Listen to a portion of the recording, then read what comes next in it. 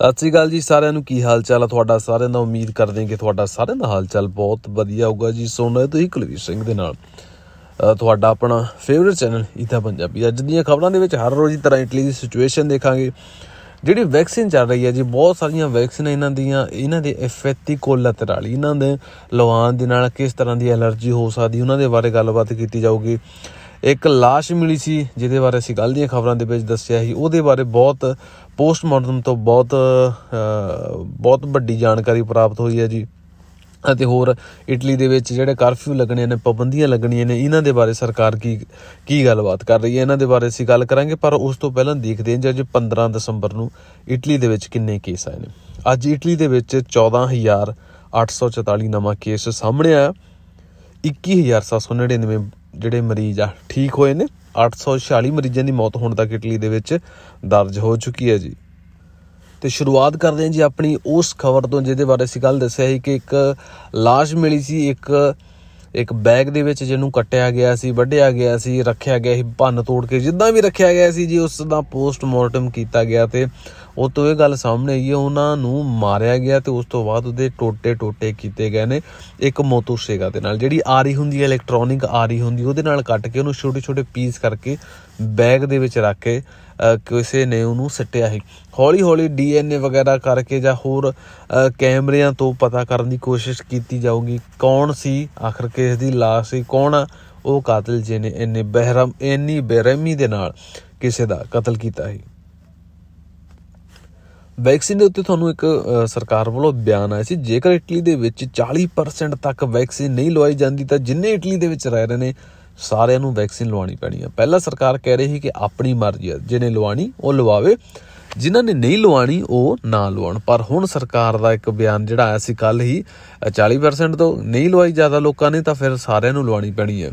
ਤੇ ਇਹਦੇ ਖਿਲਾਫ ਜੀ ਹੁਣ ਇਸ ਟਾਈਮ ਜੇਕਰ ਕਿਸੇ ਨੇ ਆਵਾਜ਼ ਉਠਾਈ ਹੈ ਉਹ ਹੈ ਮੱਤੇਓ ਸਲਵੀਨੀ, ਉਹੀ ਜਿਹਨੇ ਸਾਰਿਆਂ ਦੀਆਂ ਬੇੜੀਆਂ 'ਚ ਬੱਟੇ ਪਾਏ ਸੀ। 2 ਸਾਲ ਦੀ ਜਿਹੜੀ ਚਿਤਾਧੀਨਾਂਸਾ ਨੂੰ 4 ਸਾਲ ਦਾ ਕਰਕੇ ਦੇਖ ਰਹੇ ਤੋਂ ਸਿਕਿਉਰਿਟੀ ਸਮੁੰਦਰ ਦੇ ਉੱਤੇ ਰੋਕ ਲਾਈ ਸੀ। ਬਹੁਤ ਅਜ਼ੀਲ ਜਿਹੜੀਆਂ ਸਜੋਰਨੂਆਂ ਇਹਨਾਂ ਨੂੰ ਰੋਕਿਆ ਸੀ, ਇਹਨਾਂ ਨੂੰ ਕੰਮ ਵਾਲੀਆਂ ਸਜੋਰਨੂਆਂ ਤੋਂ ਬਦਲਣ 'ਤੇ ਰੋਕਿਆ ਸੀ।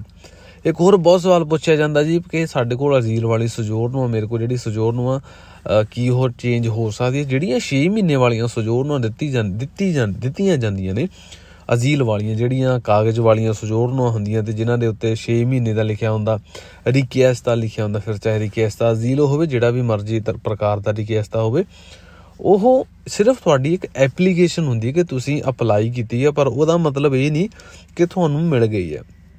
ਜਿਸ ਟਾਈਮ ਤੁਹਾਨੂੰ ਕਾਰਡ ਵਾਲੀ ਸਜੋਰਨੂ ਮਿਲ ਜਾਂਦੀ ਹੈ, ਜਿਹੜੀ ਪੀਲੇ ਰੰਗ ਦੀ ਨਹੀਂ, ਜਿੱਦਾਂ ਦਾ ਤੈਸਰਾ ਸਨੀਤਾਰੀਆ ਜਾਂ ਫਿਰ ਜਿਹਨੂੰ ਅਸੀਂ ਕਹਿੰਦੇ ਹਾਂ ਕਿ ਡਾਕਟਰੀ ਕਾਰਡ ਹੁੰਦਾ, ਜਦੋਂ ਉਹ ਵਾਲੀ ਸਜੋਰਨੂ ਮਿਲ ਜਾਂਦੀ ਹੈ ਨਾ, ਤਾਂ ਉਹਨੂੰ ਤੁਸੀਂ ਚੇਂਜ ਕਰ ਸਕਦੇ ਆ ਨਵੇਂ ਕਾਨੂੰਨਾਂ ਦੇ ਹਿਸਾਬ ਦੇ ਨਾਲ। ਹੁਣ ਹੋਰ ਵੀ ਬਹੁਤ ਸਾਰੀਆਂ ਮੋਡੀਫਿਕੇਸ਼ਨ ਹੋ ਰਹੀਆਂ ਨੇ, ਬਹੁਤ ਸਾਰੇ ਵਿੱਚ ਬਦਲਾਵ ਕੀਤੇ ਜਾ ਰਹੇ ਨੇ ਦੇਖਰੇਤੋ ਸਿਕਿਉਰੈਂਸਾ ਦੇ ਵਿੱਚ, ਤੇ ਉਹ ਆਉਣ ਵਾਲੇ ਦਿਨਾਂ ਦੇ ਵਿੱਚ ਅਸੀਂ ਤੁਹਾਨੂੰ ਉਹਦੇ ਬਾਰੇ ਵੀ ਗੱਲ ਕਰਾਂਗੇ। 20 ਦਸੰਬਰ ਨੂੰ ਫੈਸਲਾ ਹੋਣਾ ਜੀ।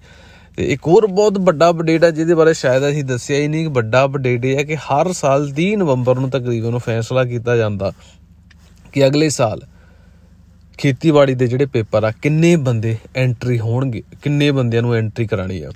ਹਰ ਸਾਲ ਲਾਇਆ ਜਾਂਦਾ ਜੀ ਇਸ ਸਾਲ 20,000 ਕਰਾ ਲਓ, ਇਸ ਸਾਲ 30,000 ਕਰਾ ਲਓ, ਜਾਂ ਫਿਰ ਕਿਹਾ ਜਾਂਦਾ ਜੀ ਇਸ ਸਾਲ 40,000 50,000 ਲੱਖ ਬੰਦਾ ਸਾਨੂੰ ਚਾਹੀਦਾ। ਇਹ ਸਰਕਾਰ 30 ਨਵੰਬਰ ਨੂੰ ਫੈਸਲਾ ਕਰਦੀ ਸੀ ਤੇ ਆ ਜਿਹੜਾ 20 ਦਸੰਬਰ ਇਹਨੂੰ ਇਹਦੇ ਉੱਤੇ ਵੀ ਫੈਸਲਾ ਕੀਤਾ ਜਾਣਾ। ਹਰ ਸਾਲ ਹਰ ਪ੍ਰੋਵਿੰਸ, ਹਰ ਡਿਸਟ੍ਰਿਕਟ, ਹਰ ਸਟੇਟ ਫਿਰ ਆਪਣੇ ਹਿਸਾਬ ਦੇ ਨਾਲ ਗੱਲ ਕਰ ਸਕਦੀ ਹੈ। ਕਹਿਣ ਦਾ ਮਤਲਬ ਜੇਕਰ ਸਰਕਾਰ ਨੇ ਕਾਨੂੰਨ ਪਾਸ ਵੀ ਨਹੀਂ ਕੀਤਾ 30 ਨਵੰਬਰ ਤੱਕ ਵੀ ਕਿੰਨੇ ਬੰਦਿਆਂ ਦੇ ਪੇਪਰ ਨਿਕਲਣੇ ਆ ਜਾਂ ਫਿਰ ਕਿੰਨੇ ਬੰਦਿਆਂ ਨੂੰ ਬੁਲਾਉਣਾ ਚਾਹੀਦਾ, ਤਾਂ ਫਿਰ ਜਿਹੜੀਆਂ ਸਟੇਟਾਂ ਨੇ ਜਾਂ ਫਿਰ ਉੱਥੇ ਦੇ ਜਿਹੜੇ ਪ੍ਰੈਜ਼ੀਡੈਂਟ ਨੇ ਆਪਣੇ ਹਿਸਾਬ ਨਾਲ ਮੱਤਾ ਪਾਸ ਕਰਕੇ ਜਿੰਨੇ ਬੰਦਿਆਂ ਦੀ ਲੋੜ ਹੋਊਗੀ ਉਹ ਬੁਲਾ ਸਕਦੇ ਆ। ਇਸ ਟਾਈਮ ਗੱਲਬਾਤ ਇੱਦਾਂ ਹੀ ਚੱਲ ਰਹੀ ਹੈ, ਪਰ ਕੋਈ ਸ਼ੋਰ ਨਹੀਂ ਹੈਗਾ। ਜੇਕਰ ਇੱਦਾਂ ਹੋ ਗਿਆ ਫਿਰ ਕੀ ਜੀ, ਫਿਰ ਜਿੰਨਿਆਂ ਨੇ ਫੁੱਲੀਆਂ ਪਤਾਸੇ ਸੁੱਖੇ ਆ ਸਾਰੇ ਹੀ ਫਿਰ ਪਹੁੰਚਣਗੇ ਖੇਤੀਬਾੜੀ ਦੇ ਪੇਪਰਾਂ ਦੇ ਇਟਲੀ ਦੇ ਵਿੱਚ। ਨਵੀਂ ਇੱਕ ਹੋਰ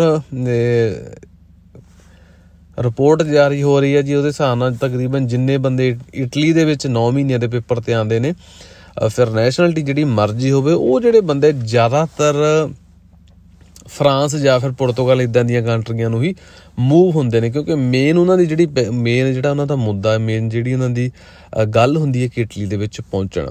ਤੁਸੀਂ ਇਹਦੇ ਬਾਰੇ ਕੀ ਸੋਚਦੇ ਹੋ, ਤੁਸੀਂ ਸਾਨੂੰ ਜ਼ਰੂਰ ਦੱਸਿਓ।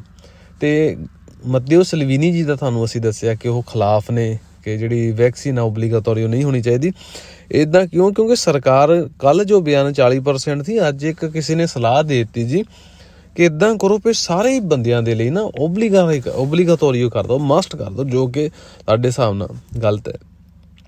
ਕੋਵਿਡ ਦੇ ਨਾਲ ਅੱਜ ਇਟਲੀ ਦੇ ਵਿੱਚ ਮਰਨ ਵਾਲੇ ਜਿਹੜੇ ਡਾਕਟਰ ਨੇ ਉਹਨਾਂ ਦੀ ਗਿਣਤੀ 260 ਹੋ ਚੁੱਕੀ ਹੈ ਜੀ, ਤੇ ਜੋ ਲਗਾਤਾਰ ਵੱਧਦੀ ਜਾ ਰਹੀ ਹੈ ਜੀ।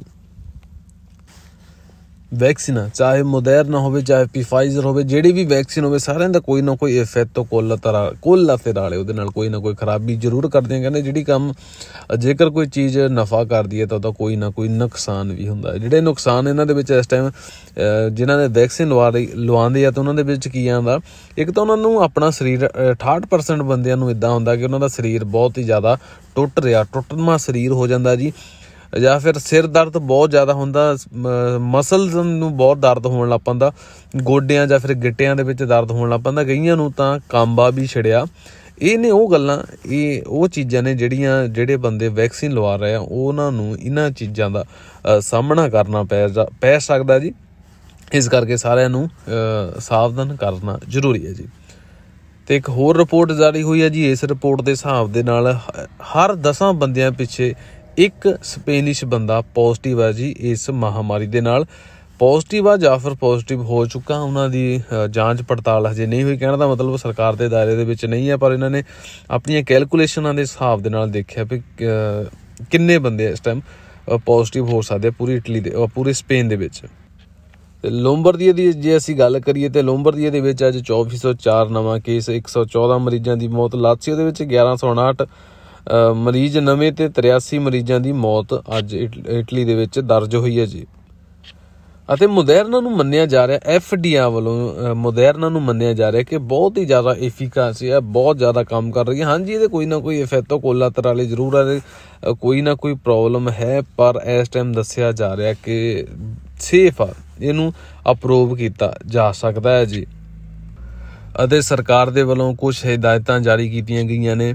ਜੇਕਰ ਕੋਈ ਬੰਦਾ ਤੁਹਾਡਾ ਰਿਸ਼ਤੇਦਾਰ ਆ ਜਾਂ ਕੋਈ ਬਹੁਤ ਹੀ ਜ਼ਿਆਦਾ ਕਲੋਜ਼ ਬੰਦਾ ਕੰਟੈਕਟ ਦੇ ਵਿੱਚ ਪੋਜ਼ਿਟਿਵ ਆ ਜਾਂਦਾ ਹੈ ਤੇ ਉਹਨੂੰ ਕੋਈ ਵੀ ਸਿੰਪਟਮ ਨਹੀਂ ਹੈ, ਖੰਘ, ਰੇਸ਼ਾ, ਬੁਖਾਰ ਇੱਦਾਂ ਦਾ ਉਹਨੂੰ ਕੁਛ ਵੀ ਨਹੀਂ ਹੈ, ਤਾਂ ਤੁਹਾਨੂੰ ਕੀ ਕਰਨ ਦੀ ਲੋੜ ਆ? ਤੁਸੀਂ ਘਰ ਦੇ ਵਿੱਚ ਰਹਿੰਦੇ ਹੋ ਜਾਂ ਫਿਰ ਤੁਸੀਂ ਉਹਨੂੰ ਜਾਣਦੇ ਹੋ, ਤੁਹਾਡਾ ਹਸਬੈਂਡ, ਤੁਹਾਡਾ ਵਾਈਫ, ਤੁਹਾਡੇ ਫਾਦਰ ਜਾਂ ਮਦਰ, ਕੋਈ ਵੀ ਘਰ ਦੇ ਵਿੱਚ ਹੈ, 14 ਦਿਨ ਦਾ ਕੁਆਰੰਟਾਈਨ ਕਰਨਾ ਜਾਂ ਫਿਰ 10 ਦਿਨ ਦਾ ਕੁਆਰੰਟਾਈਨ ਕਰੋ।